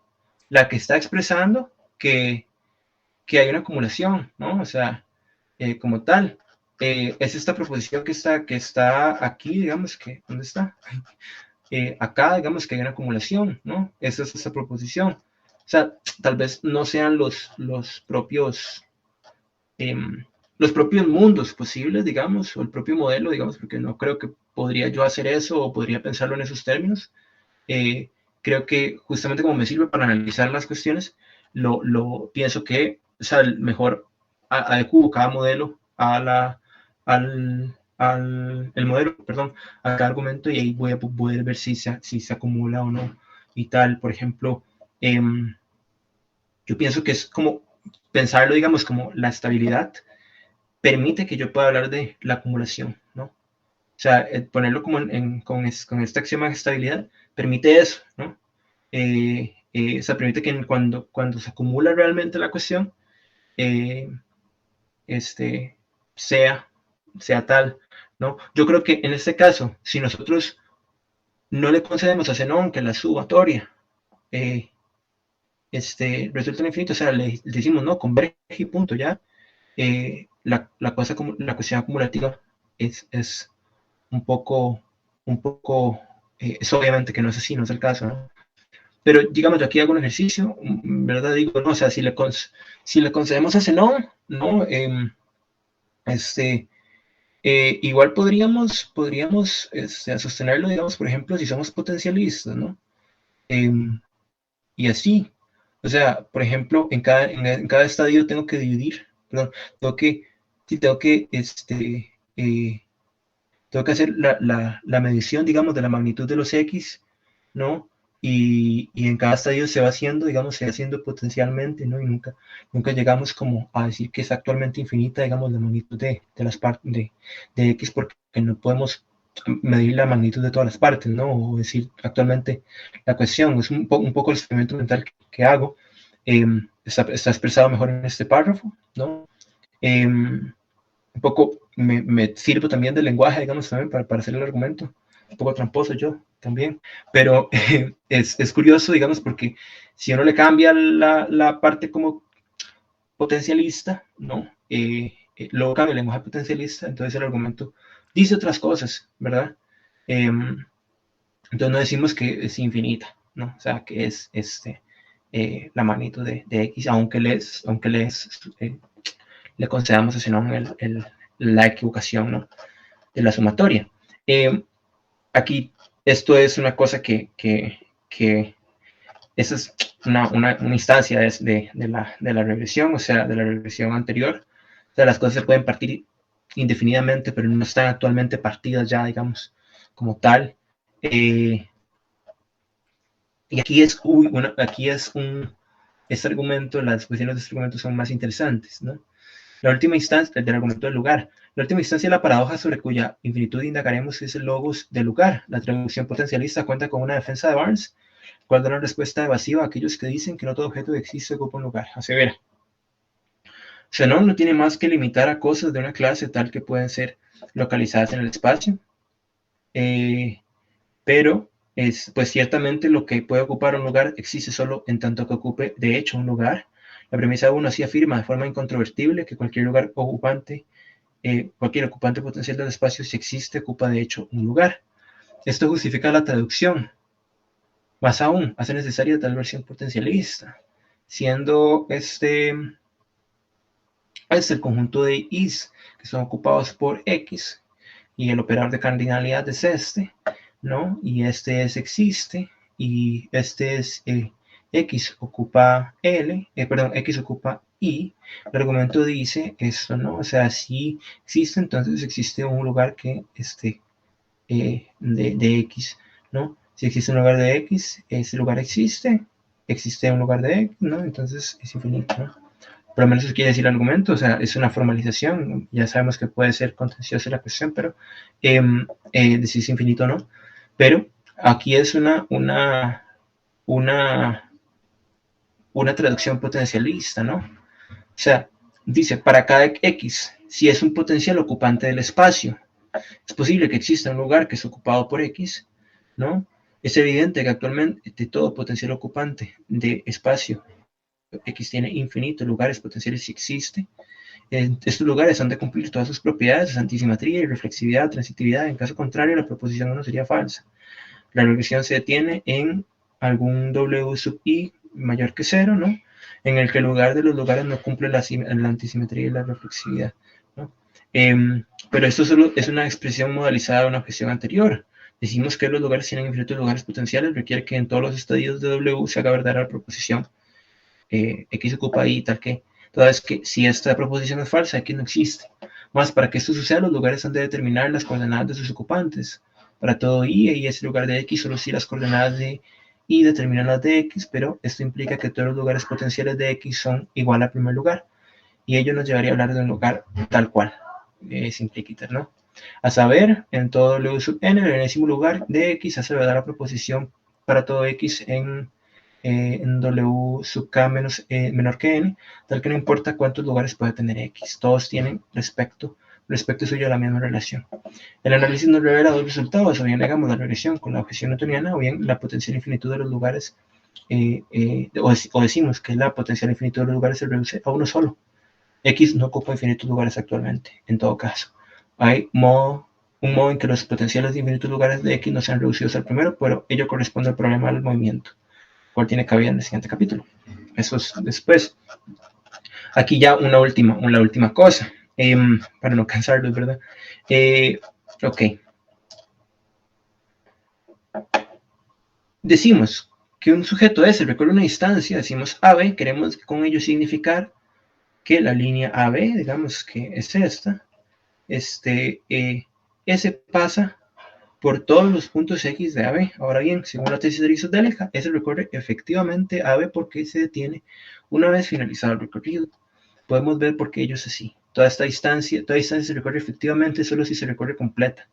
Esto es, solo si se detiene al final de su recorrido, ya que si se detiene a la mitad de esa distancia, esta mitad se recorrió completa. Pero si uno, aquí no utilicé bien esta cosa. Si uno detenerse en cada parte de una distancia para completarla, la distancia nunca se completa porque detenerse hace actuales las partes y ello hace infinita la distancia. Esta noción se puede analizar examinando ese recorrido X, ¿no? Que según cómo la entendamos puede dar cuenta del potencial o de una actual regresión. Distinguir entre dos modos de potencialidad. Algo es potencialidad si decimos que algo está por actualizarse, cumplir alguna condición. O sea, las partes de un segmento AB se actualizan como distancias recorridas de cuando ese se detiene en ellas. O sea, son potenciales y en relación con eso se actualizan si se detienen, ¿no? Tal modo, de la potencialidad lo que incurre en la infinitud cuando se actualiza el estado, porque siempre se acrecienta la diferencia entre el estadio actual de la tarea y la compresión de la tarea conforme se van actualizando los estadios más cercanos al final. En segundo lugar, la potencialidad generativa, en la cual cada objeto es posible, para cada objeto es posible que haya otro mismo tipo con el que guarde buena relación. En ese sentido, el esquema Lafayette expresa ya por sí mismo una especie de infinitud potencial, como decía yo antes, ¿verdad? Ya que la compresión de una tarea en cierto dominio implica la generación de nuevas tareas, ¿no? William comenta esto, ¿no? O sea, puede ayudar a pensar la noción de un infinito potencial en este contexto, ¿no?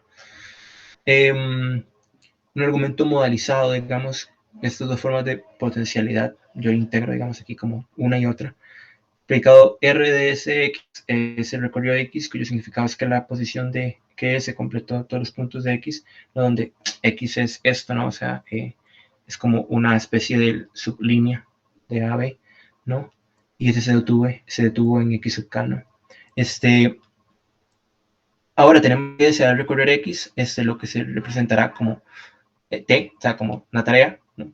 A de recorrer, el predicado P de I, P y de X significa Y es parte de X, ¿no? O sea, Y está entre X sub 0 y X sub K y es tal que es el Z, digamos, tal que todo lo que está ahí es un Z que está entre Y sub 0 y sub K, ¿no? Con esto dicho, el esquema del argumento de la dicotomía de Aquiles se puede formalizar, o sea que ese es el corredor y aquí es el segmento AB o la distancia de Aquiles a la tortuga, de la siguiente forma, ¿no?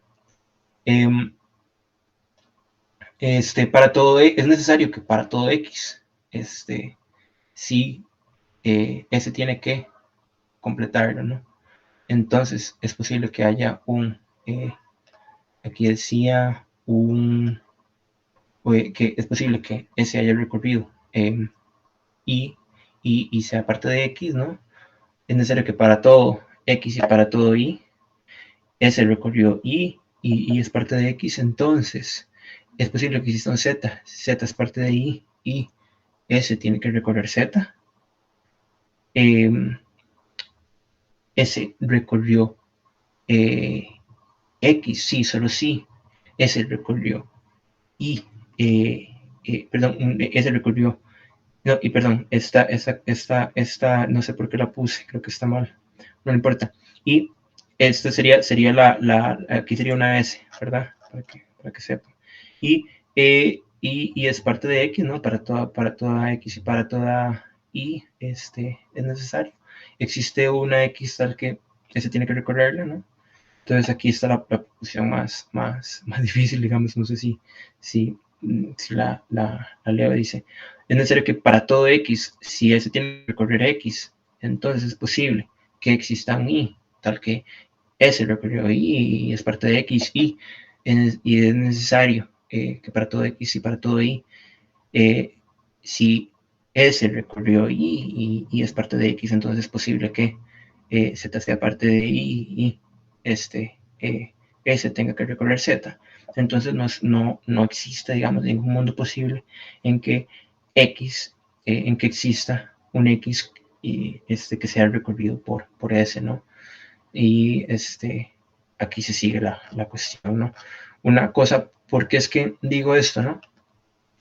Es prolija en premisas, ¿no? La primera dice que para todo W sub I, si S ha de pasar por todos los puntos de X y detenerse en X sub K, entonces es posible X sub K mayor que I, pues hacienda W, en el que existe alguna parte de I y esa la recorre y se detiene en I sub K. La segunda dice que si lo anterior, entonces algún mundo W sub K mayor que I, perteneciente a W, existe alguna parte Z de I y esa va a pasar por todos los puntos Z y detenerse en Z sub K. Tercera dice que en todo mundo W sub I esa recorre todo X, sí, solamente sí, recorre todas las partes de I de X y se detiene en toda I sub K. La cuarta, la más expresiva, dice que si son verdaderas las verdaderas de la primera y la segunda premisa, entonces no existe ningún W sub K mayor que I en que S completa X, ¿no? Y aquí estaría la cuestión, o sea, en este es digamos, en este tiene que completarlo, ¿no? Uno más estaría, existiría uno, digamos, completo I, digamos, y, y, y es parte de X, y así, ¿no? Entonces hasta como que se va generando la cuestión más y más. La conclusión del argumento es causada por el presupuesto original de lo que significa completar X, ¿no? Una forma de progresión, la clave está en rechazar una forma de progresión, no es cierto que hay que pensar unívocamente la relación S completó X para todo X y para todo Y, que sea parte de X, se había cuenta de las consecuencias regresivas que implican el absoluto. Francamente contradictorio con nuestra explicación diaria de que no hay movimiento, ¿no? Hay que pensar el movimiento por todo Y como un movimiento continuado para que X pueda ser recorrido en su totalidad, ¿no? Justamente es una forma, intenté expresar de una forma el argumento de Aristóteles de que tiene que completarse, digamos, si no se completa, entonces no podemos hablar de movimiento. O sea, el movimiento ya presupone la compleción del movimiento antes de siquiera poder hablar de él. Y eso es todo, ¿no? Uy. Santo que. Listo. ¿Tienen preguntas?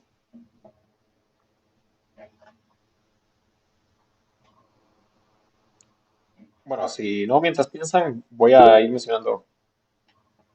Ok, vos, Felipe. Bueno, si no, por mientras voy a ir comentando yo. Uh-huh. Vamos a ver, tenía diferentes cuestiones al respecto. Bueno, apunté algunas. Solo un toque, voy para abrir las notitas. Ok. Bueno, vamos a ver. Bueno, una cosa que noté es que creo que no has hecho, digamos, no has modificado el texto con base en lo que discutimos el otro día, ¿verdad? Sí, no he modificado el texto porque todavía no tengo como la parte esta digamos, de las recursiones y todo. Aquel día intenté encontrar la parte en la que me dijiste y no lo encontré, también es que estaba un poco ocupado. Y obviamente estaba terminando, eh, em, ¿cómo se llama? El texto como tal, digamos, el tercer capítulo. Entonces también como que, obviamente o sea, yo voy a ponerle, o sea, yo voy a poner un apéndice como vos me mencionaste. Sí. La teoría de Wieland, o sea, lo que le falta a la teoría de Wieland es una prueba, digamos, porque yo creo que lo valioso de la reflexión es que él pueda distinguir la forma de tratar los argumentos como tal, ¿no? Digamos, creo que sí, pero de hecho, sí, digamos, estaba pensando en ese asunto. Digamos, a mí el texto me parece que es muy bueno, pero siento que en este momento el problema es que, por ejemplo, sobre todo si se piensa en que, no sé, ¿verdad? En que esto eventualmente se transfigure en un proyecto de tesis o en, ya sea en un artículo o en un capítulo de un libro, etcétera, ¿verdad? Y que entonces tenga que pasar por un proceso de evaluación por pares, ¿verdad? Bueno, por el miembro de un comité, en el caso de una defensa de tesis, por ejemplo. La cuestión es que, digamos, alguien que esté familiarizado con la formalización de argumentos y vea eso, te podría inmediatamente hacer la objeción de que prácticamente ninguno de los argumentos que aparecen en el texto es válido, ¿verdad? Y entonces, el problema es que la estructura, o sea, la pregunta es si son inválidos contingentemente o de una manera más fuerte, ¿verdad? O sea, si hay alguna manera de transfigurar como en pruebas, bueno, en argumentos deductivamente válidos, esas formas de argumento, que eso es Sí, lo que en este momento no veo. Entonces, digamos, por lo menos, prima facie, lo que diría en este momento es, digamos, yo siento que en este momento, como el aspecto en el que hay que, o sea, donde hay más presión, o donde quizá habría que analizar un poco más es eso, ¿verdad? De que, digamos, te estás basando en una teoría que es la de Wieland para reconstruir los argumentos de regresión al infinito, y el problema es que esa teoría trae unos ciertos problemas que entonces estarían exportando a tus propias reconstrucciones, ¿verdad? claro, Entonces, digamos, claro. por lo menos lo que diría prima facie en ese momento es que, de ser posible, quizás sería mejor buscar una alternativa, digamos, otra teoría,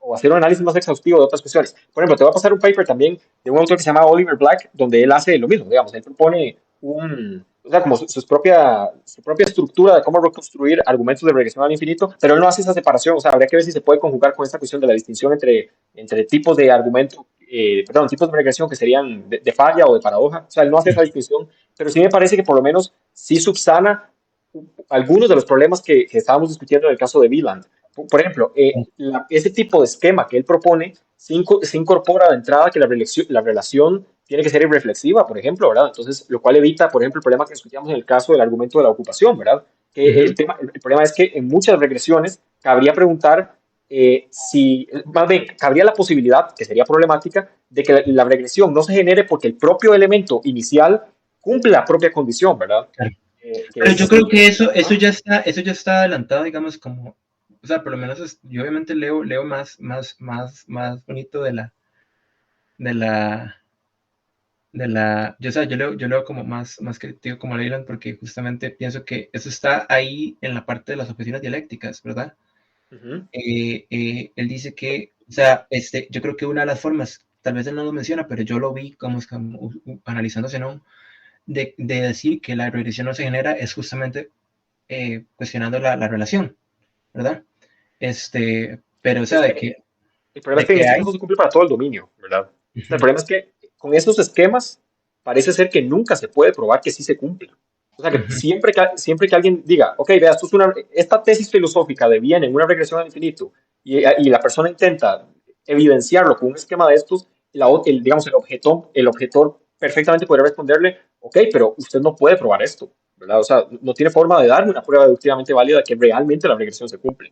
O sea, claro. ese es como el problema fuerte que veo con esta teoría de Wieland, que siempre se podría responder eso, digamos, no, no se puede evidenciar que la regresión se cumpla, digamos. Uh-huh, uh-huh.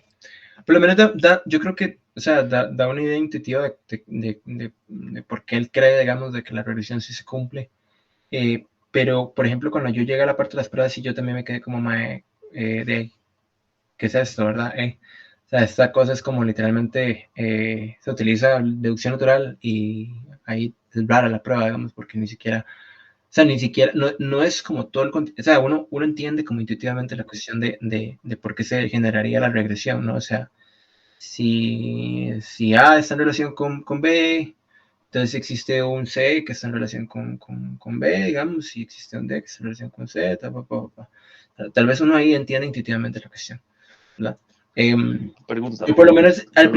al principio lo quise usar de esa forma, digamos, no pensé muy bien como la cuestión de si realmente demostraba, aunque un día de estos, o sea, antes de que vos me mencionaras eso, estaba viendo que digamos, o por lo menos cuando estaba leyendo la parte del texto de Vila, en la parte de la teoría de paradoja no me quedó claro que las premisas que mandamos, digamos, que te comenté, en ese momento, la primera vez que lo leí, no me quedó claro si eso realmente significaba lo que tendría que significar, ¿verdad?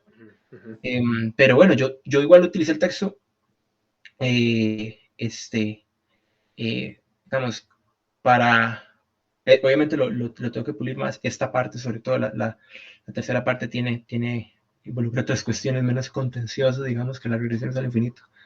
Eh, porque me apoyo en una teoría que por lo menos sí está bien puesta, que es como la lógica de las paradojas de Priest, pero, pero esta teoría sí cierto, digamos, incluso yo cuando empecé a leer, no, la teoría de la falla me pareció más intuitivo, como más accesible, la cuestión ok, se genera la tarea y así él da estudio de caso, ¿no? Yo intenté hacer mi propio estudio de caso en ese respecto, ¿no? Inspirado en el MAE, como tal, ¿verdad?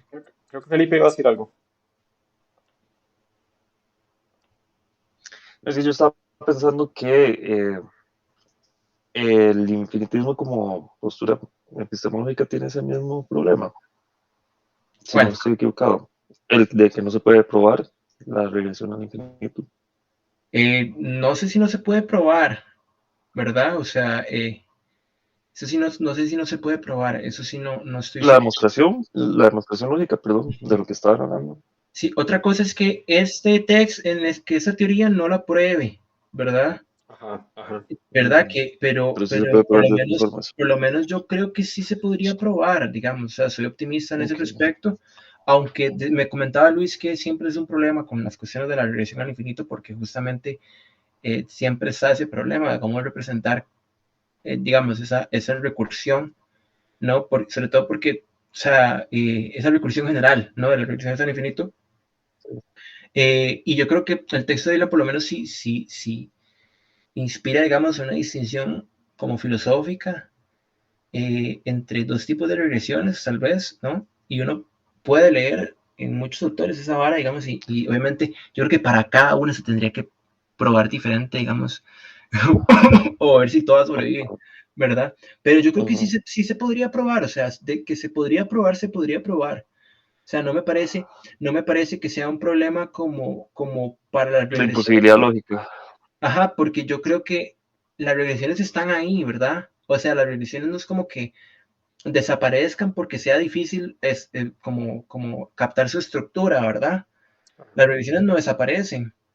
Las regresiones más bien están ahí apareciendo y tal y todo. Y yo creo que una cosa valiosa del texto de Wieland es que nos da como una especie como de conciencia de, digamos, tal vez como vaga, tal vez, de cuando una regresión involucra un problema y cuando no, ¿verdad? Eh, asumiendo que es válido lo que él dice, ¿verdad? O sea, es válido el aparato formal que utiliza, ¿no? Eh, y justamente esa cosa, digamos, e igual, aunque no sea válido, eh, este, tira ciertas features, digamos, intuitivas acerca de las regresiones, eh, que uno ve, mira, o sea, claro, es cierto que uno se puede resistir a una regresión, ¿no? Por ejemplo, eh, siendo infinitista en algún sentido o en otro, o negando que la regresión se dé, o negando una de las premisas de la regresión, o etcétera, ¿verdad? Y eso es interesante, ¿no? Por ejemplo, la teoría de la falla revela cosas interesantes sobre las tareas, ¿no? También. Entonces, y justamente el estudio de casos no me pareció interesante porque justamente, ¿y quién fue el primero, verdad? Del argumentos al infinito. Eh, y así. Sí, sí, sí. A Pero mí yo, también me recordaba. uh-huh. Adelante, perdón. No, tranquilo, no iba a decir nada más. Es Estaba. que, es que yo también estaba pensando, este, bueno, no sé si ustedes los conocen, han estudiado los argumentos, los 5 argumentos de Buenaventura. Es una discusión escolástica, porque después Santo Tomás le contesta contra la infinitud del universo y bueno, del cosmos. Y básicamente tienen la forma de la negación de un argumento, o más bien son una reducción al infinito, y tienen la forma de probar la finitud del universo por llevar al absurdo, ¿verdad?, los argumentos que se seguirían de la infinitud del universo. Claro. Y Santo Tomás le refutaba de una forma muy consistente Buenaventura, y tenía una forma, ¿verdad?, de la objeción, tal vez por lo menos parecido de lo que se estaba hablando. ¿Verdad? Cuando se habla de esta regresión al infinito, realmente no se está probando lo contrario, que existe la finitud del universo. Y eso es una prueba fuerte, ¿verdad? Igual que contra los argumentos de Anselmo. Entonces, a mí me queda esa duda, si realmente se puede probar de forma lógica, sin contradicción, sin imposibilidad lógica, No es tanto la imposibilidad. las regresiones al infinito. No es tanto la imposibilidad, es más bien que se siga, digamos. O sea, el argumento, digamos, fallaría por un non sequitur más que por una, más que por una contradicción, ¿entiendes? Digamos, de hecho, el problema real, yo no lo veo, o sea, yo no veo como un problema que un argumento por regresión al infinito incurra en una contradicción. O sea, para mí eso no es ningún problema, ¿verdad? Porque a la luz del texto general eso no es ningún problema. Pero el problema es sí se sigue. Esa es una de las objeciones, y esa es la objeción de Luis al texto de Wieland, ¿no? Que si se sigue realmente, ¿no? Y claro, sobre esa base. Pero, a ver, las regresiones siguen ahí, digamos, como tal, ¿no? La cuestión es si el aparato formal nos sirve para que se sigan y así. Pero sí, es eso. Sí, yo creo que se podría probar. Por lo menos yo creo eso, o sea, infundadamente, por supuesto. Pero a mí me da la impresión de que sí se puede probar porque, o sea, las regresiones están ahí.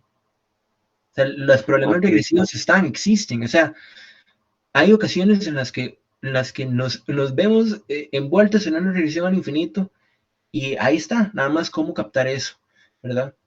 El texto de hecho es muy corto.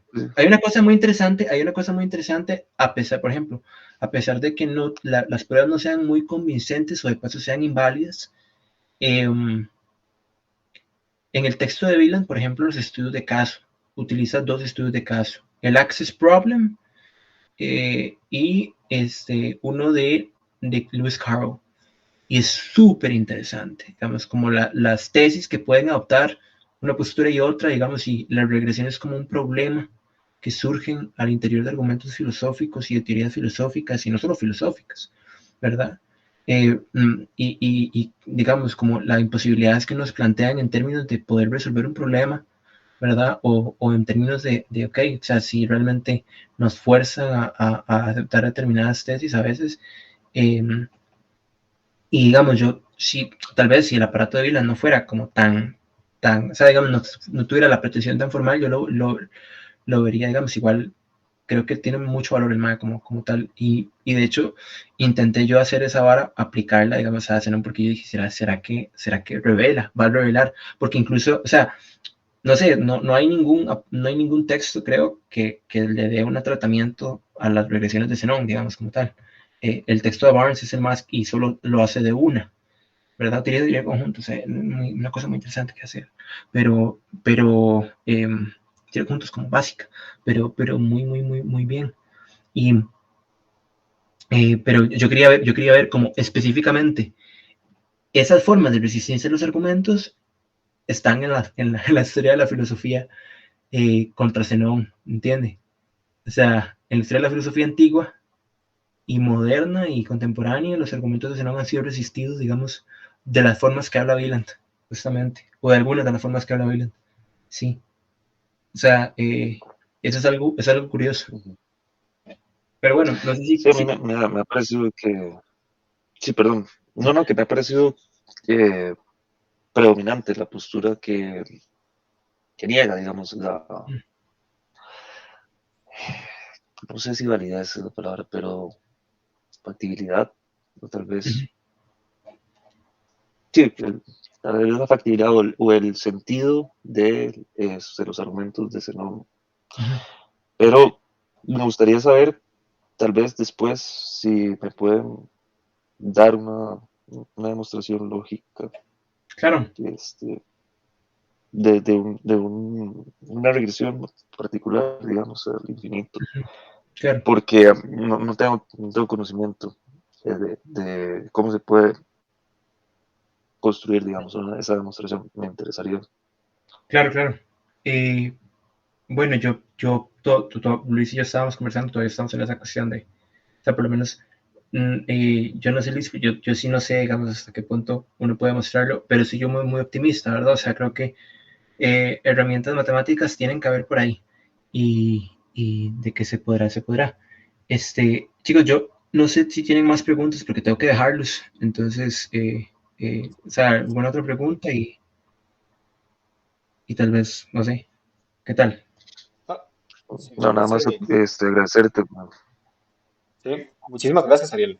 La presentación estuvo excelente. Sí, Y a como hemos ustedes, discutido, no, no, perdón. que como hemos discutido, o sea, el texto tiene muchísimo potencial. Desde nada más seguir trabajándolo. Claro, claro. No, o sea, cuando yo me estaba diciendo que ya debería ser mi tesis, o sea, yo la verdad es que es un texto que entregué, digamos, y que hice ahí, eh, no sé, como de ver si tenía sentido, ¿verdad? este, eh, entonces, justamente, o sea, yo probablemente no es la parte, o sea, yo no creo que sea la parte más interesante del texto eh, general, pero esa parte, digamos, específica podría, o sea, tiene sus cosas que trabajar como tal, ¿no? Yo creo que es la parte que más tendría que trabajar, porque, por ejemplo, la tercera parte del texto es sobre dileteísmo y obviamente la LP, la lógica de las pruebas ya está aprobada por PRIS, o sea, ya no ocupo yo probar nada, ¿verdad? Entonces, pero esa parte sí, pero yo igual la usé justamente porque creo que tiene potencial también, digamos, como, como tenía potencial analítico, digamos, para Zenón, para el problema del texto. ¿Verdad? Pero sí, muchas gracias a ustedes por darme el espacio para exponer y por asistir. Pero los tengo que dejar lamentablemente, ¿verdad? Buenas noches, un poco tarde, pero buenas noches y gracias por asistir. Bueno, que esté muy bien. Muchas gracias a todos por participar.